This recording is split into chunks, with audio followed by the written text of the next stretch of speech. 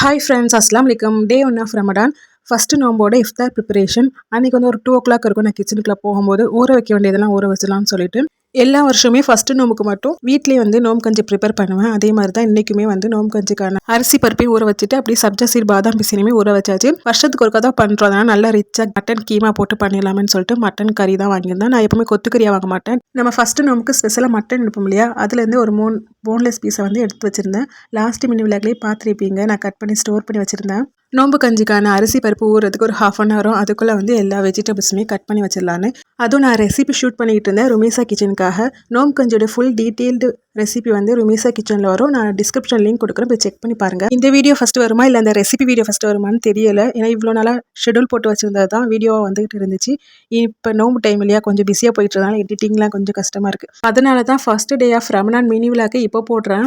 Next கடல் பாசி தான் பண்ண போகிறேன். நம்ம பவுட்ரு பண்ணி வச்சிருந்தோம்ல கடல் பாசி, அது 1 டேபிள் ஸ்பூனுக்கு 4லேருந்து 5 டேபிள் ஸ்பூன் சுகர் போட்டால் கரெக்டாக இருக்கும்.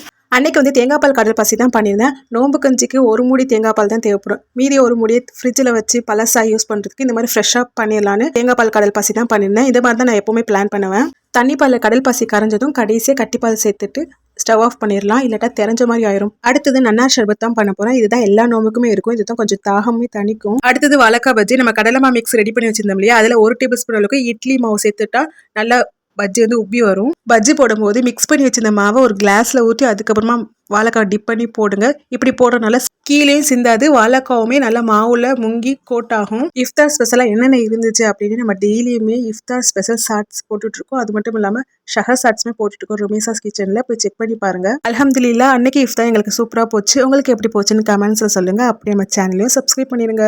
வாழைக்காய்க்கு வந்து சட்னி தான் பெஸ்ட்டு காம்பினேஷன். தேங்காய் சட்னியுமே பண்ணியிருந்தேன். அடுத்து வந்து கிர்னி பழம் ஜூஸுமே போட்டிருந்தேன்.